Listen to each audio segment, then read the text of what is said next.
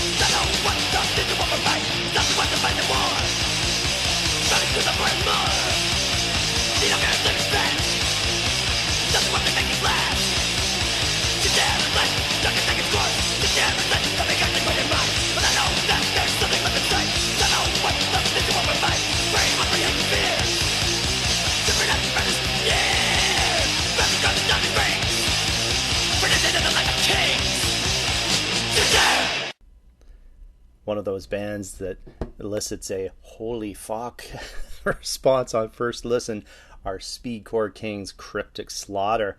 So they're known for some unbelievably fast, short bursts of velocity that was topped by some breathless vocals that would leave the common and left in a heap, gasping for breath. So they have 4 albums to their name. And the first 2, Convicted and Money Talks, are both A1 and A2, in my opinion. Absolutely blazing stuff here.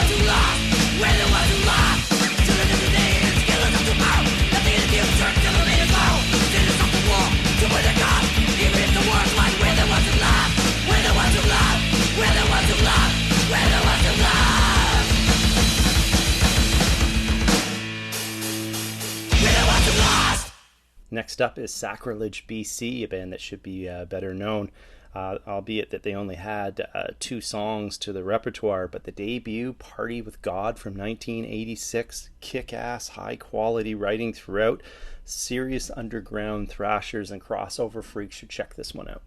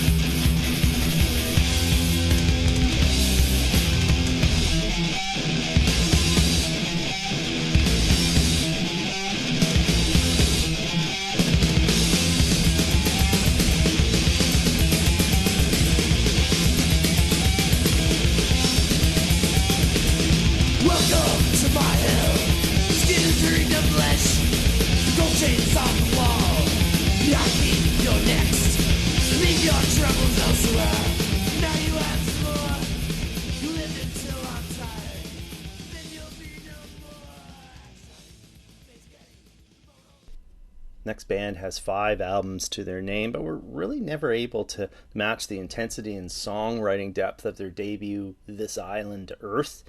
So of course we're talking about California's Dr. No. So this is hardcore punk with thrashy vocals, combative stuff with bulldozing rhythm section. Good stuff.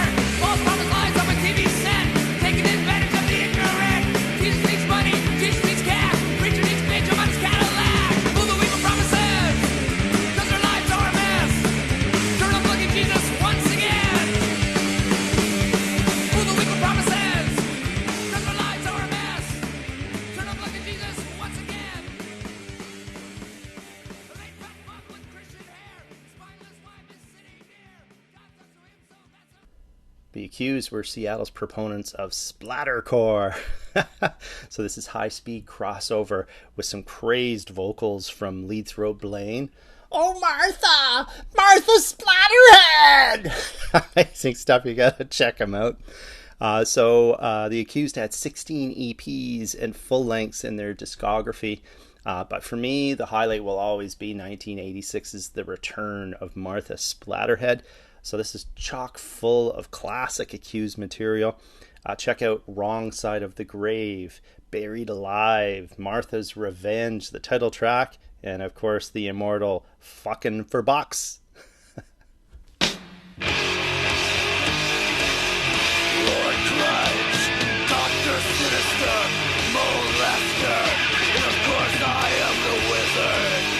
And this is Fucking for Bucks, baby. Watch out, mama!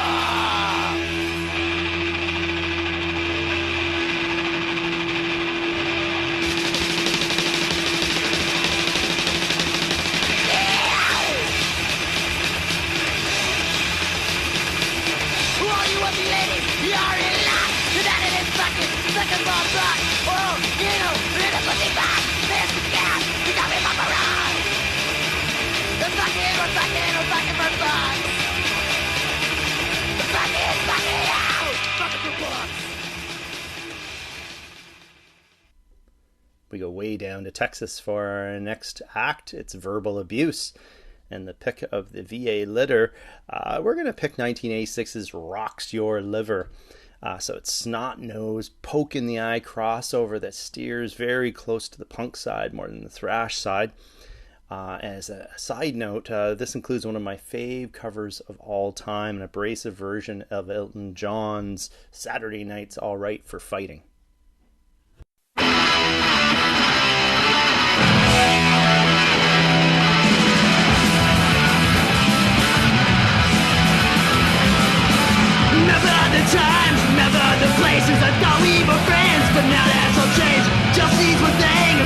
friendships are not. So why the fuck are we fighting each other? Best friends in the whole fucking world. Best friends.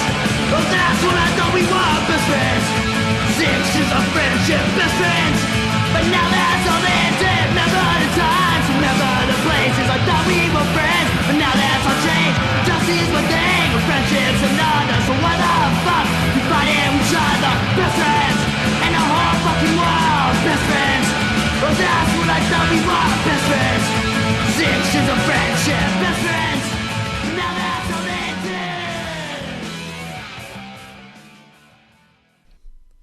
Back to my native Canada now for Montreal's Dead Brain Cells, or also known as DBC. So although they were short-lived and only had 2 albums, the debut DBC is definitely worth checking out. So many would call this straight-up thrash or technical thrash, but I always considered them crossover, especially given the vocals.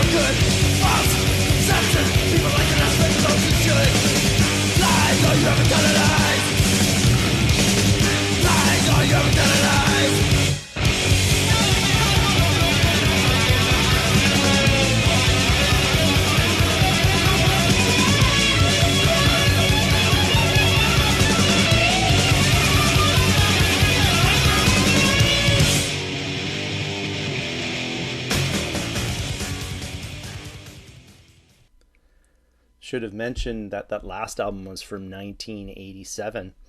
And now we go forward another year to 1988, and we visit the debut from Uncle Slam called Say Uncle. So this is highlighted by huge mosh-inducing passages. So this Beverly Hills, California unit was highly competent musically, and they had a great snaring vocalist in Todd Moyer.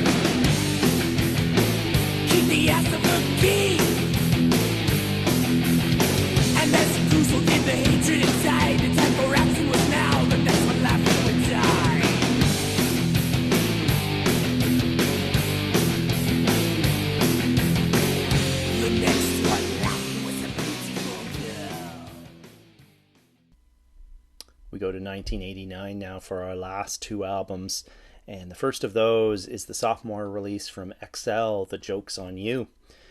So I consider this actually to be a progressive crossover release, full of inventive riffs, totally original stuff here. So to me, this is the logical step forward for the subgenre from Crumbsuckers. You need drive, you need drive. Survive, to survive. That's no drive, that's no drive, that's no drive. You need drive.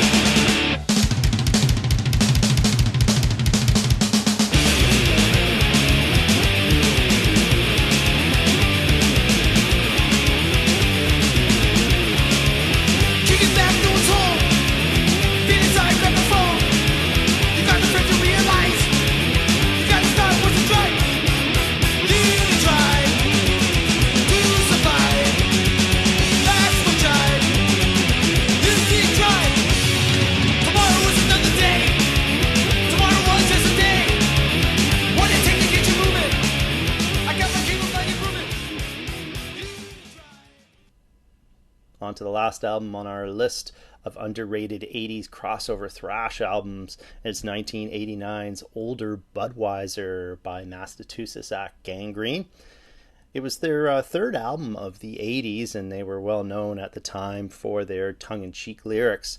So, this is some beer so good time crossover for the masses. So, this album, Older Budweiser, includes We Can Go, Church of Fun, and the immortal Bedroom of Doom.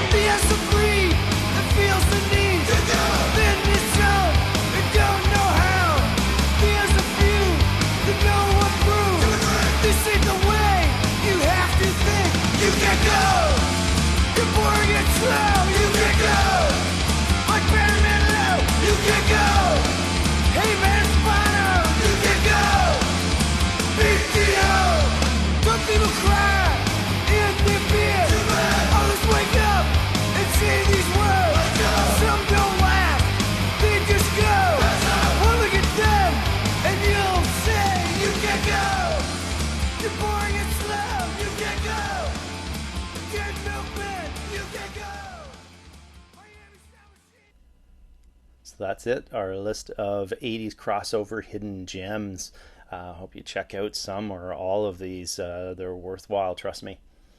And remember, check in every Monday for our new release Mondays. Then Tuesdays, we have our In 40 Minutes episodes. Wednesdays, we have written reviews, album reviews. And Thursdays, we have our top 10s, best ofs, that sort of thing. And Fridays, we usually post live videos.